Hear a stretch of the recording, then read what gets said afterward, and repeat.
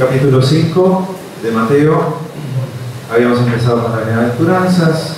Nos seguía diciendo Jesús: ustedes son la sal de la tierra, la luz del mundo. Y ahora nos sigue diciendo cómo es que podemos ser luz del mundo y no oscuridad en el mundo. Y por eso Jesús hace como una interpretación de la ley de Dios. Jesús no está contradiciendo, la está llevando a sus máximas consecuencias. En el Antiguo Testamento se había puesto la ley del talión, pero como una ley para frenar que no se te vaya la mano. Ojo, no es que por un ojo los otros dos, no. Por uno, no se te vaya la mano, frenate un poco.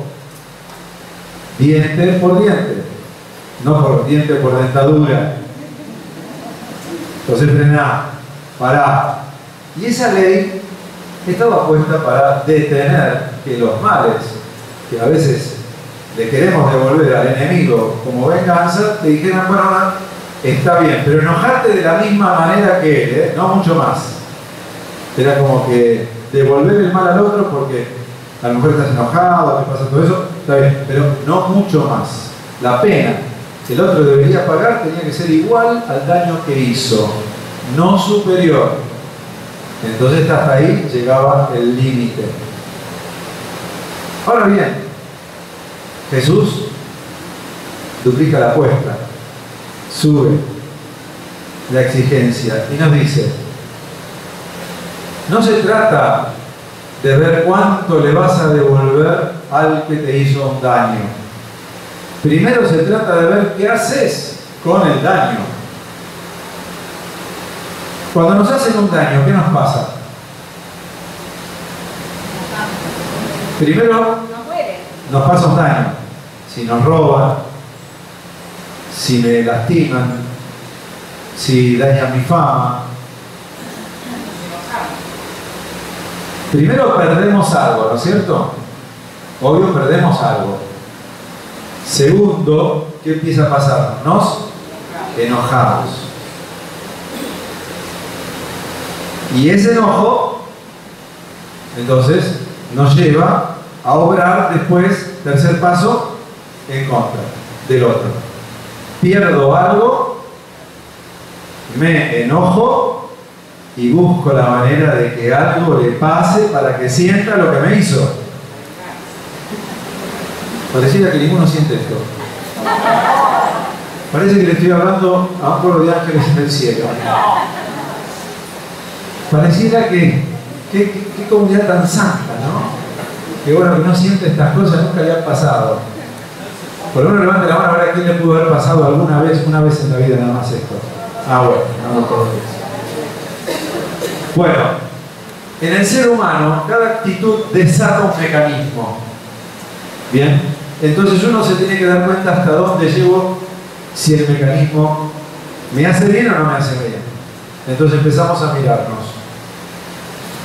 Me hicieron un daño y acá viene Jesús y nos dice: ¿y ahora qué haces con ese daño? Y me enojo. ¿Ahora qué haces con el enojo? Y no va a parar hasta que el otro no me las pague. Me pregunto, ¿nos beneficia o nos perjudica? Y el hecho de que yo me cobre la venganza también,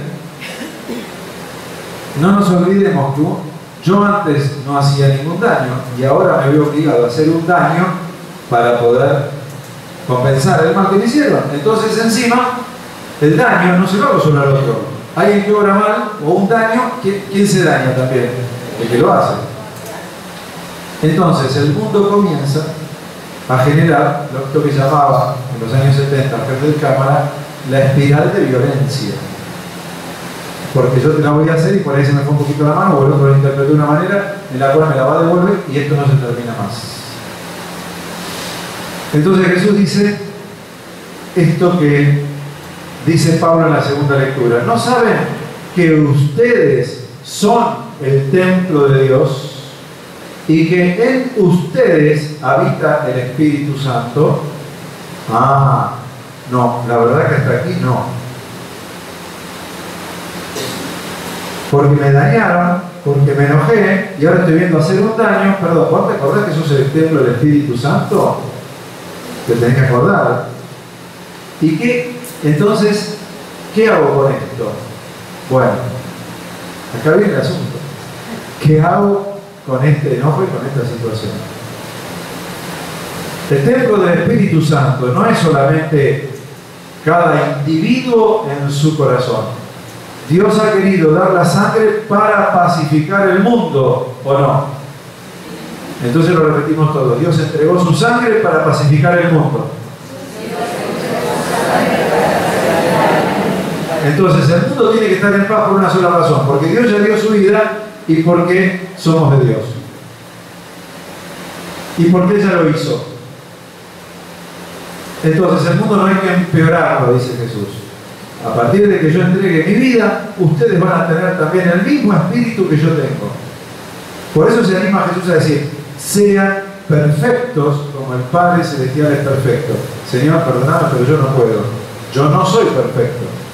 Bueno, pero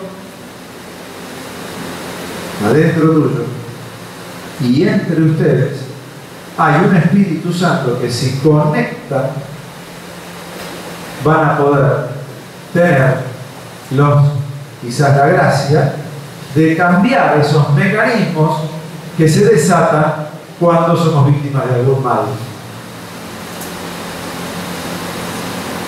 No nos olvidemos también que los males a veces son objetivos, sí, hizo un daño, y otras veces son subjetivos. A mí me pareció que me hizo un daño, así que eso también agrava peor las cosas, ¿no? Ahora, la llamada de Jesús es a no multiplicar el mal, sino multiplicar el bien, multiplicar simplemente esto que es el amor. Ustedes son la luz del mundo, y si con el mal ajeno ustedes se apagan o obran las mismas obras de la tiniebla, qué poca luz habrá en el mundo, dice Jesús. Y todo lo que Jesús enseña en este Evangelio lo vemos reflejado como si fuera un video en la cruz. Padre, perdónalos, no saben lo que hacen. Padre, entrego mi vida por ellos, por la salvación de todos. Padre, quiero que todos se salven. Entonces, este Evangelio es como una vuelta de tuerca en nuestra espiritualidad para que podamos llegar a darnos cuenta que es un llamado, es una tensión, es una invitación permanente a que, como dirá Pablo, ustedes, todo es de ustedes, pero ustedes son de Cristo y Cristo es de Dios. Pues yo ponía en el audio de los domingos, ¿no?, una frase de un musulmán que decía, ¿no?, si tú eres de Dios, Dios será tuyo. Y esto es así también para nosotros.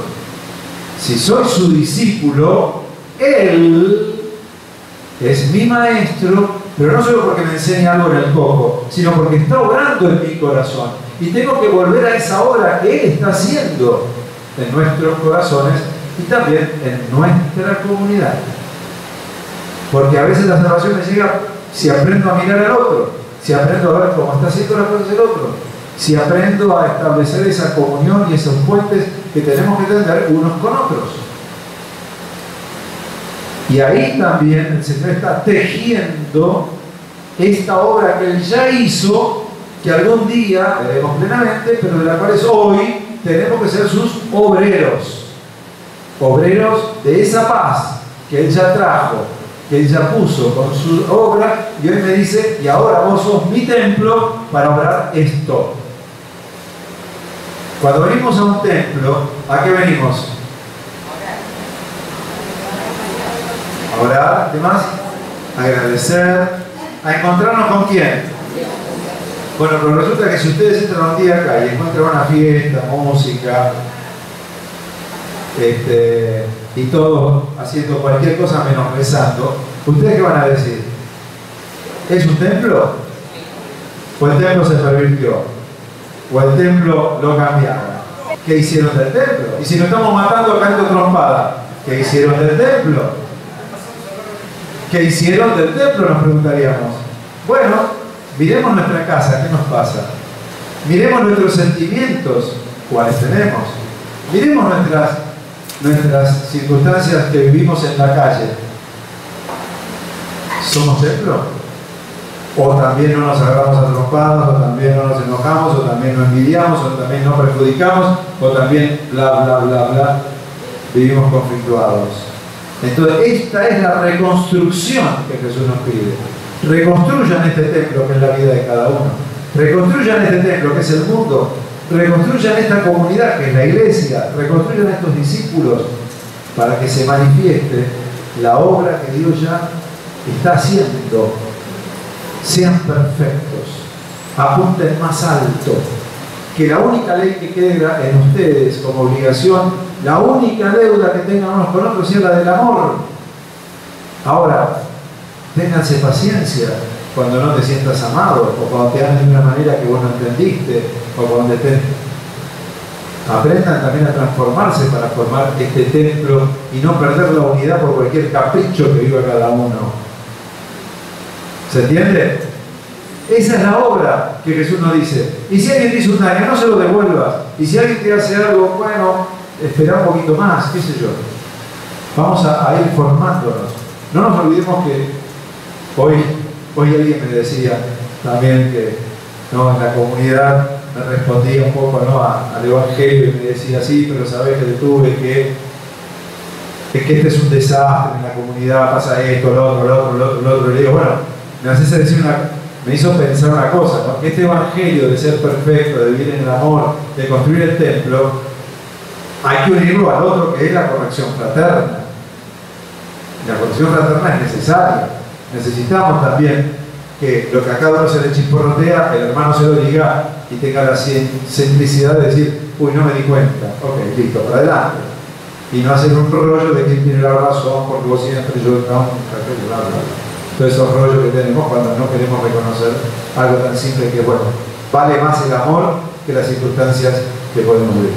Bueno, este es un camino de sanación de cada persona para que rechace todo lo que no sea amar y trabajar, ¿qué hago con estos sentimientos que me salen? ¿No? Este es un trabajo de una comunidad cristiana para que también trabajemos permanentemente en esto. De una familia, para que este código de no tener más deuda que la del amor se aplique todos los días. Y por supuesto la del mundo, que espera esa pacificación también por este camino en el que dejamos el camino de las venganzas y del ojo por ojo y diente por diente y pasamos a esta otra dinámica que es la del amor de Dios obrando en nosotros. De que dejemos circular el amor de Dios. Y por eso necesitamos orar para aprender a conocernos, educarnos y también actuar esta paz y comprometernos para que esta obra de Dios pueda ser realizada por cada uno. Bueno, que si no nosotros. Bendiga el buen Dios Todopoderoso, que es el Padre, el Hijo y el Espíritu Santo. Amén.